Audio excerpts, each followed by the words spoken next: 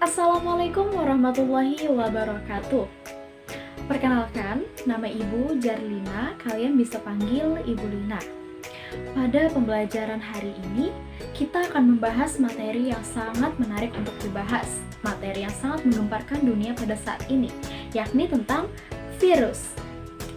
Nah, sebelum kita masuk ke materi, alangkah lebih baik untuk kita berdoa terlebih dahulu agar apa yang kita pelajari hari ini dapat menjadi berkah untuk kita semua.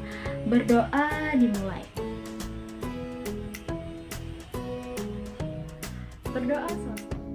Karena kita ingin membahas tentang masa lalu dari virus ini, maka tujuan pembelajaran yang ingin kita capai yang pertama, peserta didik mampu untuk menjelaskan apa sih sebenarnya virus itu dan bagaimana sejarah penemuannya. Yang kedua, peserta didik mampu untuk memberikan contoh ilmuwan-ilmuwan atau tokoh yang berperan dalam sejarah penemuan virus.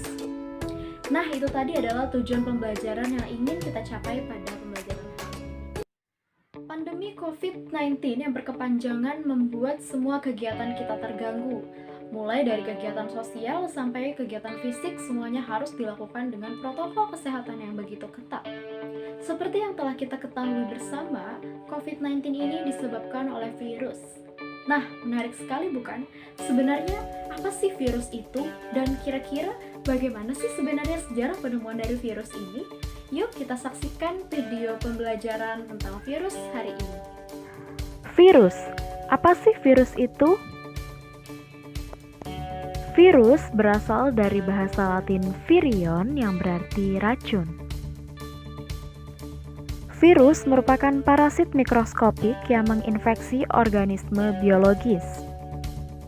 Secara umum, virus merupakan partikel yang tersusun atas elemen genetik. Virus hanya memiliki satu elemen genetik, yaitu DNA saja ataupun RNA. Nah, virus ini ternyata mampu berada pada dua kondisi yang berbeda. Pertama pada intraseluler yang berada di dalam sel inang, ataupun secara ekstraseluler yang berada di luar sel inangnya. Selanjutnya, bagaimana sih virus itu ditemukan? Ditemukannya virus awalnya disebabkan gara-gara ada sel tumbuhan yang terkena penyakit. Penyakitnya ada di sekitar daunnya, yaitu berupa bercak-bercak. Ada yang tahu tumbuhannya tumbuhan apa? Ya, benar banget, tumbuhannya adalah tembakau. Karena pada saat itu tembakau dinilai sangat penting bagi perindustrian sehingga mulailah diteliti mengenai penyakit pada tumbuhan bakau. Ilmuwan pertama yang meneliti tembakau ialah Adolf Meyer, seorang ilmuwan dari Jerman yang melakukan penelitian sekitar tahun 1883. Apa yang ditemukan Meyer?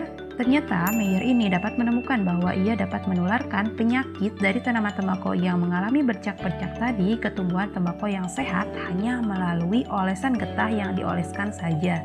Tapi sayangnya Meyer tidak berhasil menemukan mikroba apa yang menginfeksi tanaman tembakau tersebut. Akhirnya ia berpendapat bahwa penyakit pada tumbuhan tembakau ini disebabkan oleh bakteri yang sangat kecil sehingga tidak mampu dilihat di bawah mikroskop. Itulah penelitian yang dilakukan oleh Meyer. Satu dasawarsa kemudian, seorang ahli biologi dari Rusia menguji kembali hipotesa yang disampaikan oleh Meyer tadi. Siapakah dia? Ya, dia adalah Dmitri Ivanovsky. Seperti hanya Meyer, yang pertama Ivanovsky lakukan adalah mengekstraksi getah dari tumbuhan tembakau yang terinfeksi. Kemudian getah tersebut disaring menggunakan saringan bakteri. Getah hasil penyaringan tersebut dioleskan pada tanaman yang sehat dan hasilnya tanaman yang sehat ikut terinfeksi juga. Nah, Dmitri Ivanovsky menyaring ekstraksi getah dari tanaman tembakau kan pada saringan bakteri ya. Namun ternyata setelah melalui proses penyaringan, getah ini masih dapat menghasilkan penyakit. Artinya penyebab penyakit ini bukanlah bakteri. Tapi meskipun begitu, Ivanovsky tetap berpegang teguh pada hipotesanya bahwa tetap bakterilah yang menjadi penyebab penyakit pada tembakau ini. Mungkin dia beralasan bahwa bakterinya sangatlah kecil sehingga dapat melewati saringan bakteri. Selanjutnya, seorang ahli botani dari Belanda meneruskan penelitian ini. Dia adalah Martinus Beijering. Ia melakukan eksperimen yang menunjukkan bahwa partikel penyebab penyakit pada tembakau ini mampu melakukan replikasi atau perbanyakan diri. Namun replikasinya hanya dapat dilakukan dalam sel yang diinfeksinya. Artinya ketika dia di lingkungan atau di luar sel yang terinfeksinya tidak dapat melakukan replikasi atau perbanyakan diri. Pada penelitian yang lebih lanjut lagi, Beijering menemukan bahwa tidak seperti bakteri yang digunakan di lab pada umumnya, agen misterius ini tidak bisa dikultur pada media nutrisi, seperti dalam tabung reaksi maupun pada cawan Petri. Beijering ini menggambarkan bahwa partikel tersebut bukanlah bakteri karena ukurannya sangatlah kecil dan strukturnya sangatlah simpel jika dibandingkan dengan bakteri. Maka Beijering menjadi saintis pertama yang berbicara mengenai konsep virus. Tapi penelitian belum selesai. Pada tahun 1935, seorang ilmuwan dari Amerika, Wendell Stanley, mengkonfirmasi terkait apa yang ditemukan oleh Beijering. Ia berhasil mengkristalkan partikel penginfeksi tanaman tembakau ini, yang kemudian sekarang kita mengenalnya sebagai virus penyebab penyakit pada tembakau, yang kita kenal sebagai tobacco mosaic virus atau disingkat TMV. Tapi jangan salah ya, yang luar biasanya dari virus ini, meskipun dia mengkristalkan diri, virus ini masih tetap aktif. Tidak berarti dia mati. Oke, jadi sampai sini virus ini makhluk hidup atau bukan? Di sisi lain dia mampu melakukan replikasi seperti halnya makhluk hidup, tapi di sisi lainnya dia mampu mengkristal. Oke, jawaban terkait dengan pertanyaan ini akan dibahas di video terkait dengan struktur virus. Nah, itu tadi keempat tokoh penting yang berperan dalam sejarah penemuan virus.